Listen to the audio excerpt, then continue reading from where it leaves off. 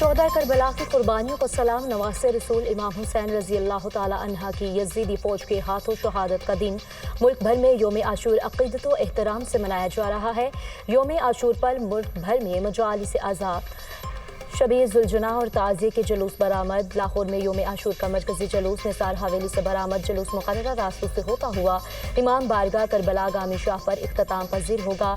कराची में योम आशूर का मरकजी जुलूस निश्तर पाक से बरामद। जुलूस इमाम बारगाह हुसैनिया ईरानिया खारदर पर ख़त्म होगा।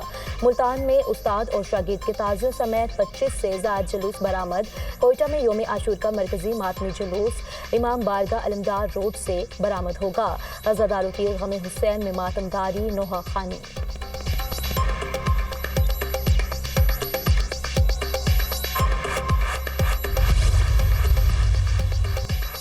पंजाब में मुहर्रमुल हराम पर अमन व अमान, सफाई और अज़ादारों के लिए खुसूसी इंतजामात। पंजाब में 1,08,000 से ज़्यादा पुलिस एहलकार सिक्योरिटी पर तैनात। सेफ सिटी कैमरों और ड्रोन से मुसलसल निगरानी। इंतजामिया, पुलिस, रेस्क्यू और दीगर इदारों का बेमिसाल इश्तराक का रद्द अमल।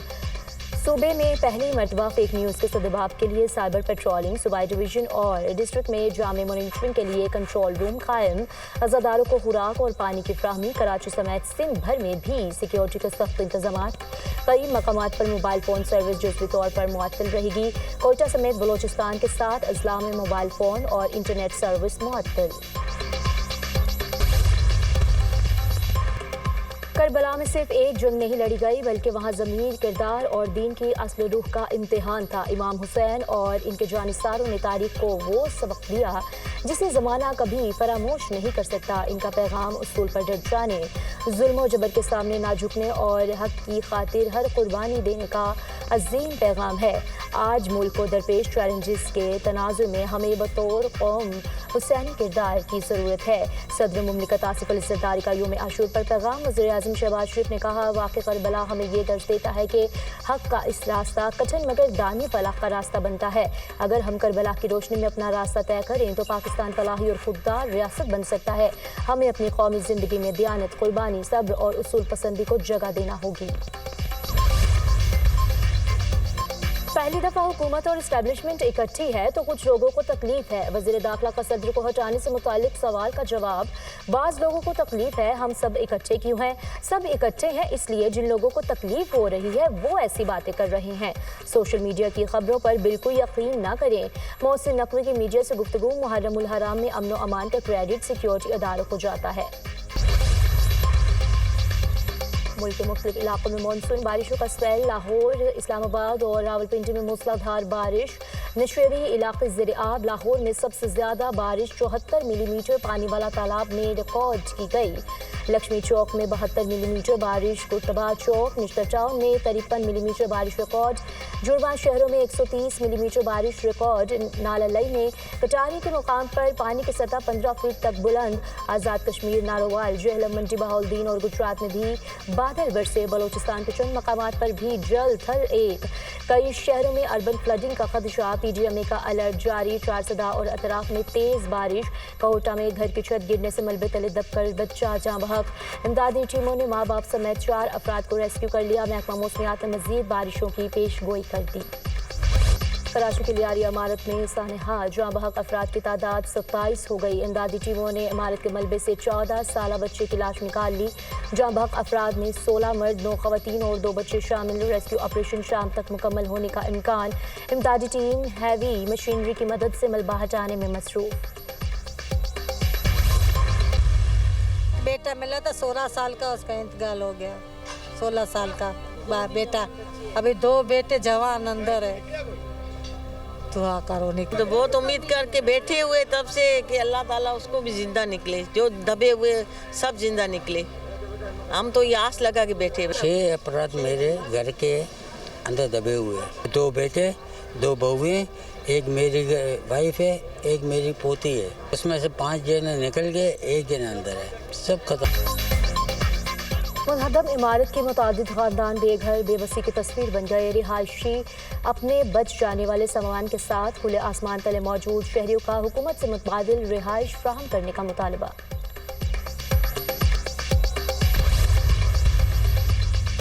कराची के इलाके लियारी आगरा ताज में इंतजामिया का एक्शन, 7 मंजिला मखदूश इमारत सील कर दी गई। रिहायशियों ने मुज़ाकरात के बाद इमारत को खाली किया। इमारत में मजमूई तौर पर 57 अफराद रिहाइश पजीर थे। मुतासरा रिहायशियों को बिल्डर से मुआवजा दिलवाया जाएगा। जिला इंतजामिया का मौक़िफ़, नाक़िस मटीरियल इस्तेमाल करने पर बिल्डर के खिलाफ थाना कलरी में मुकदमा दर्ज कर लिया गया। ईरानी सुप्रीम लीडर आयतुल्ला खामेनी जंग के बाद पहली बार मंजर आम पर आ गए। शब-ए आशूर की मजलिस अज़ा में शिरकत। ईरानी सुप्रीम लीडर इसराइली हमले के बाद एहतियाती तौर पर महफूज मकाम पर थे। आयतुल्ला खामेनी इसराइली कत्ल की धमकियों और सिक्योरिटी की वजह से ज़ेर ज़मीन रहे। अमरीकी रियासत टेक्सास में शदीद बारिशें और सैलाबी सूरत हाल। मुख्तलिफ हादसात में 50 अफराद हलाक हो गए, दर्जनों जख्मी हो गए। मरने वालों में 15 बच्चे भी शामिल। 20 लापता अफराद की तलाश के लिए रेस्क्यू ऑपरेशन जारी।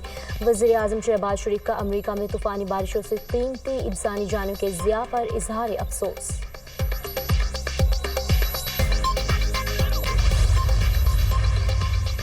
एलोन मस्क का द अमेरिका पार्टी के नाम से नई सियासी जमात बनाने का ऐलान। द अमेरिका पार्टी को खोई हुई आज़ादी वापस लाने के लिए बनाया गया।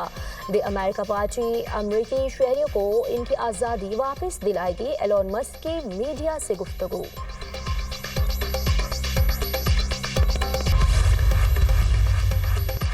नवाज शरीफ किसी से मिलने नहीं जा रहे। मुलाकात की खबर किसी की ख्वाहिश हो सकती है, हकीकत नहीं।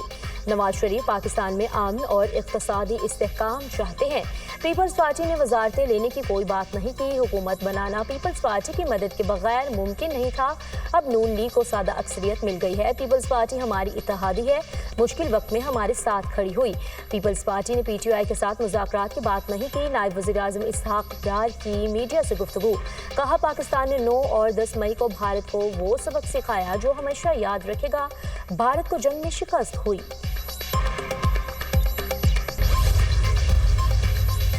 भारतीय दावे मट्टी में मिल गए, सिंदूर उजड़ गया। भारत को जंग में पाकिस्तान से शिकस्त हुई। वज़ीर दिफा ख्वाजा आसिफ का निजी TV को इंटरव्यू। कहते हैं, हमें पूरी दुनिया की सपोर्ट मिली।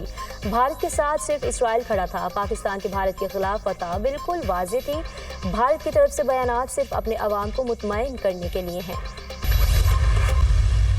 अगर एक बड़ी सोच चाहिए तो फिर तो नवाज शरीफ साहब का बड़ा इंपॉर्टेंट रोल है, और रोल उनका यही है कि उन्होंने पाकिस्तान को, पाकिस्तान के निज़ाम को वापस जमहूरी तौर पर बनाने के लिए अपना किरदार अदा करना है। अब करना ना करना तो जाहिर है उनकी अपनी मर्जी। ये जो 5 लोगों ने जो बात कही है, ये एक बहुत ही अहम, मैं समझता हूँ कि पहली दफा जो एक कैद लीडरशिप है, जिनको 2-2.5 साल हो गए हैं, उनकी तरफ से जो पार्टी की पॉलिसी है उसके ऊपर खुला अदम एतमाद का इजहार आया है। नवाज शरीफ का सिस्टम में बड़ा किरदार है। अब देखना है वो किरदार अदा करना भी चाहते हैं या नहीं। अली अमीन को वज़ीर आला रहना है तो मौलाना से इख्तलाफात दूर करना होंगे। बानी PTI की रिहाई के लिए मौलाना का साथ होना बहुत ज़रूरी है। PTI को खैबर पख्तूनख्वा में मौलाना फजलुर रहमान को हुकूमत में शामिल होने की दावत देनी चाहिए। PTI के 5 असीरान का खत पार्टी की मौजूदा क़यादत पर खुलकर अदम का एतमाद है। साबिक़ वफाकी वज़ीर फवाद चौधरी की program tonight with Samar Abbas में गुफ्तगू।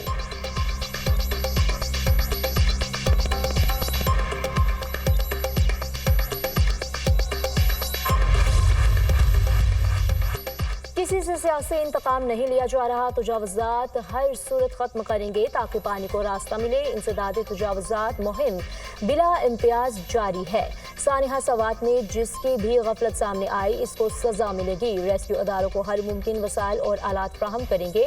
अली अमीन गंडापुर की मीडिया से गुफ्तगू। वज़ीर आला खैबर पख्तूनख्वा का कोहाटी गेट में कायम सुप्रीम कमांड पोस्ट का दौरा। 10वीं मुहर्रम के लिए सिक्योरिटी इंतजामात का तफसीली जायजा।